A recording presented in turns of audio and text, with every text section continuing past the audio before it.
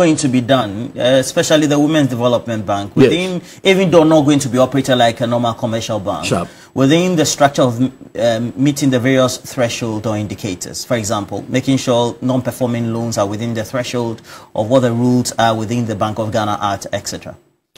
You know, the interesting thing is that women, when they borrow, they are more focused.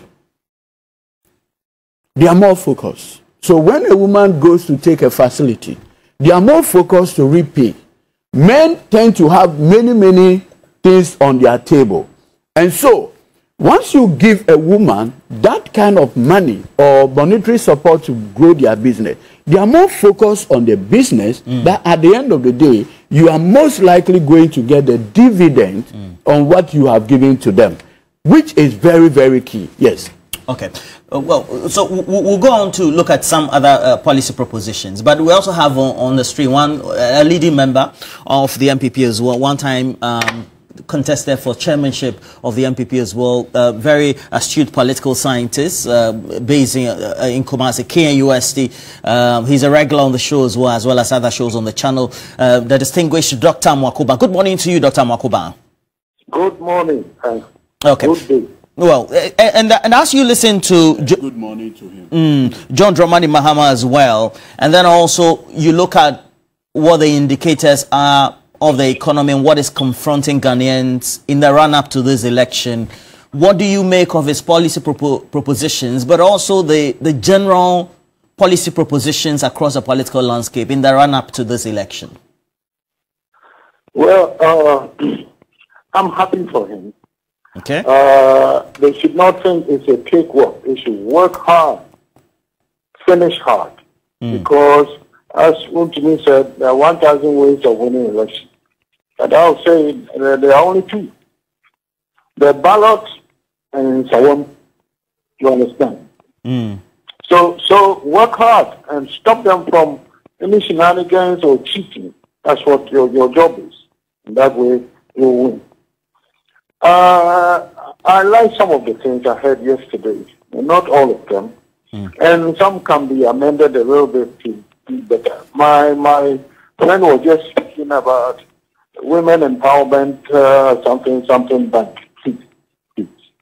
This is not a normal situation you used to have, where you are coming into office, you have to give promises before people vote for you. The promise will turn into a noose around your neck. Therefore, there is no money. And just remember that. Don't ever forget that there is no money. So don't come out to one village, one time, this, and that. That is gone. We don't want any more of that. We want practical solutions to real problems. So instead of you going to open a bank, whatever, come up with a system where the government will help women who meet certain qualifications go to commercial banks. Give the money to get that seed money, put it in commercial bank or any of the banks.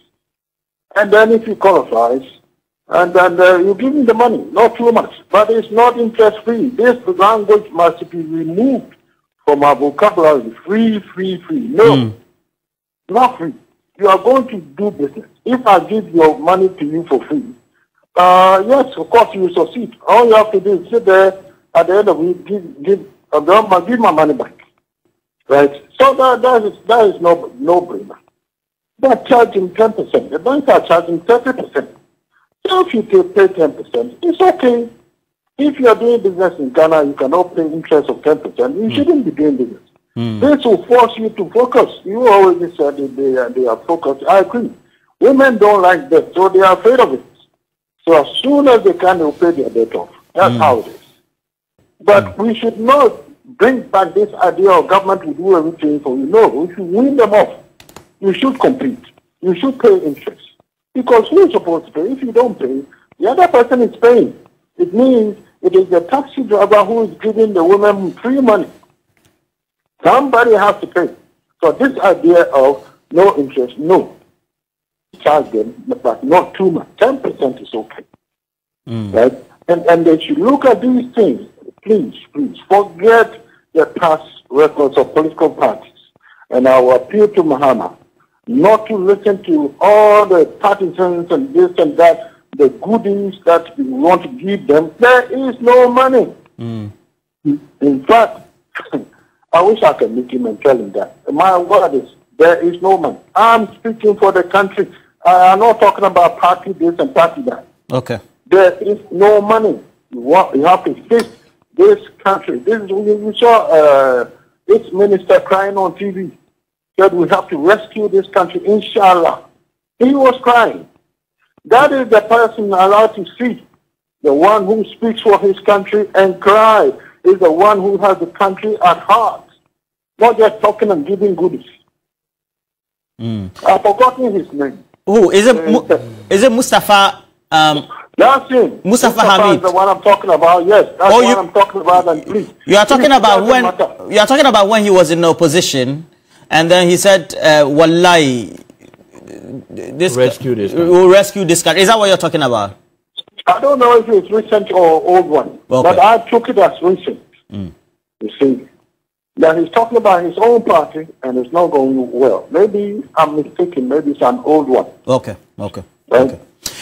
I think the point you make there that seems to resonate with all political scientists like yourself, apart from just being politicians, is the fact that we need to be austere in the promises that we make. Generally, if you take a look at the promises being made across board, how do you think that the political leaders, including John Dramani Mahama, and then also Alan Chairmanting and Dr. Mahmoud Bawumia, the head of the economic management team, and also the vice president, and also the presidential candidate of the ruling MPP, need to be very much measured in what they tell Ghanaians in terms of what they can give, whether it's credit score, substituted phone supplies, etc.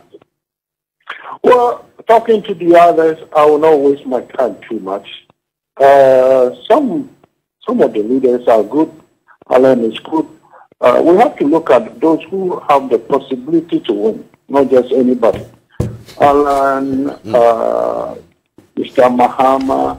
I will not talk about Bawumia because he's promising to give young people telephones. This is not good. You have run the thing to ground, and now you're going to give them a telephone to talk about it. What? No. Give us real solutions, not promises, empty promises. You give a telephone, how much is a smartphone? Or is it a dumb phone that is going to give to them? 600 CDs. And you tell the child that you should pay it for 2 months a month, 2 CDs a month. How long will it take to pay such a phone? Is there any interest on it? Okay. It's a fair policy to start with. That's it. Just promises. More promises. Okay. We don't want any more promises. All right. Fix the problems. Okay, just be on the phone lines for it. We understand that you have some difficulty with power, so that's why you're joining us on phone. So just bear with us and be on the phone. Now, Edudzi, the subsequent promises will be brought up for scrutiny or will be subjected to scrutiny. And Dr. Amoako says great promises, but it has to be put in a measured form, knowing the state of our economy and our money matters. I perfectly associate with the respected doctor when he admonishes that looking at the current health of the economy, it's important that whatever campaign promises that are made within the necessary fiscal space. I think that is extremely welcoming, and I want to respect him for that proposition. But I always make the point that are we really poor, or the people who are in charge of the economy are poor managers? This economy, if you look at the financial resources, and I want to submit to the respected professor and our viewers that no government had gotten more financial resources than the Akufo-Addo administration. Over 932 billion Ghana cedis, the dollar equivalent of $132 billion in the space of 7 years, 7 months. What the problem is the associated inflated cost of projects. Look, under H.E. John Dramani Mahama, a kilometer of road could not cost beyond 1.5 million Ghana cedis. Today, a kilometer is beyond the roof. So the bulk of the money is going into inflated projects. and wasteful expenditure. I mean, what in God's name would encourage a president to be flying luxurious private jets when he had a jet that he could use and travel to Uganda for the inauguration of Yoweri Museveni for 6 hours, but cannot use the same jet to London for 6 hours? It's all because of Akufo-Addo wanted to live like an Arabian king. I believe that if we put the necessary structures in place, setting up a development bank for women and looking at the ripple effect when you empower a woman, it is better than flying luxurious jets. So enough savings out there.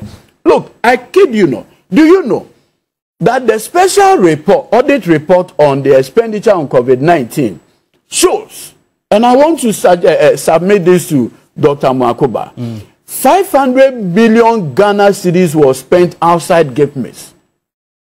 The Ministry of Finance, under the Public Financial Management Act, owns the GIFMIS infrastructure or platform.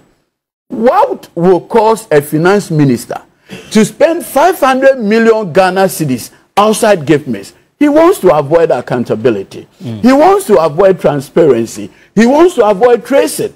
That is why. And I'm saying that if we are able to put all these small monies together, Dr. Amoako, H.E. John Dramani Mahama will have the capacity to establish this bank that will empower. And when we say a women development bank, we are talking about a women development bank. You are not going to have the structure like Agri Development Bank that eventually will turn into doing everything and everything. No.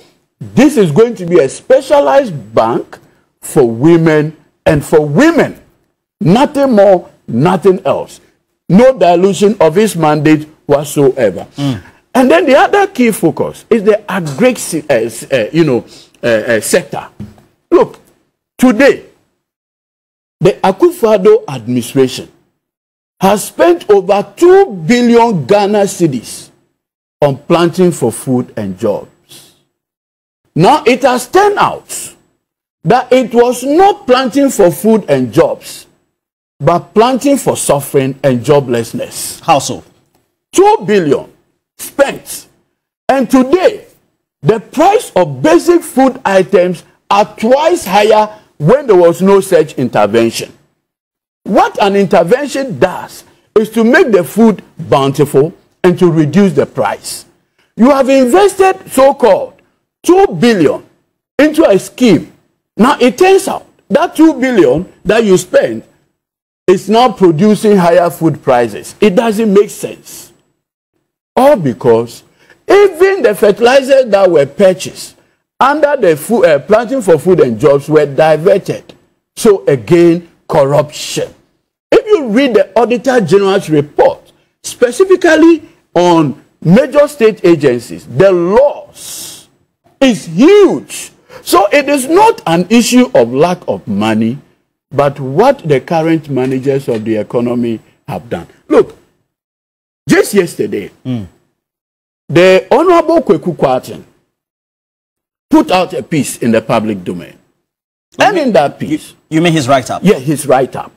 He says, effectively, the government of Akufo-Addo Baah have turned this country into a Ponzi scheme.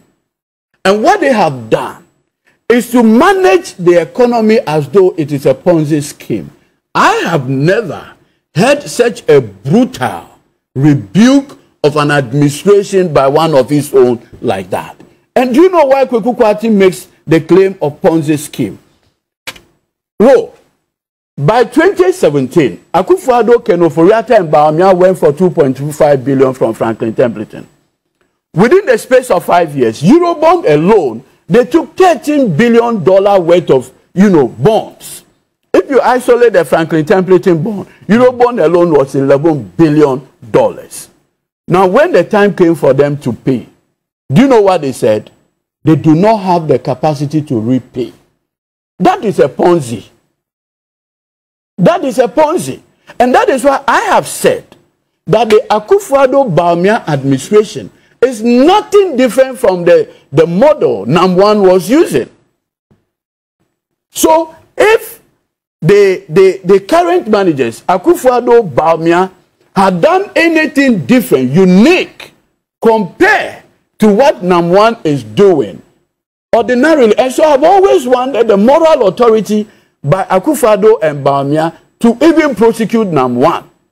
Because what they have done to investors is the same as the NAM1 model. Do you know that bondholders, persons who bought security, government security, have lost 61 billion Ghana cedis of their investment, both interest payment and principal payment? Now, most of them are still protesting after that. Absolutely. That is a Ponzi. Do you know that this government went and informed Eurobond purchasers that, oh, they should come and buy our bonds?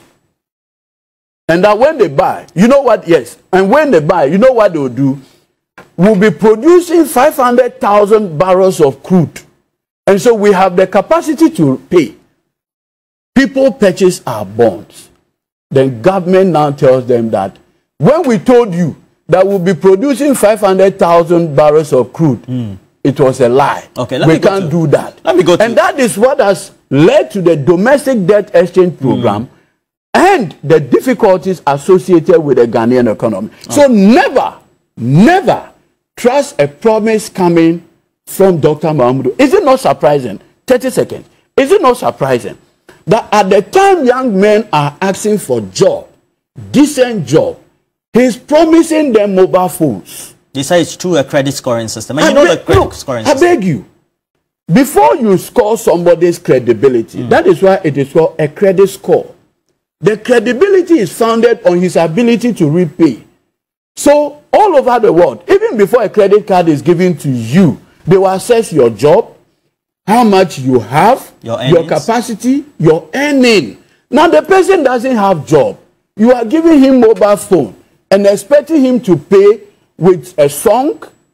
That is why we are saying that the Baah experiment is a terrible experiment that you cannot leave the experienced driver, John Dramani Mahama, for an irresponsible, discredited driver's mate. You cannot do that. Dr. Amoako, Dr. Amoako, you still on the line?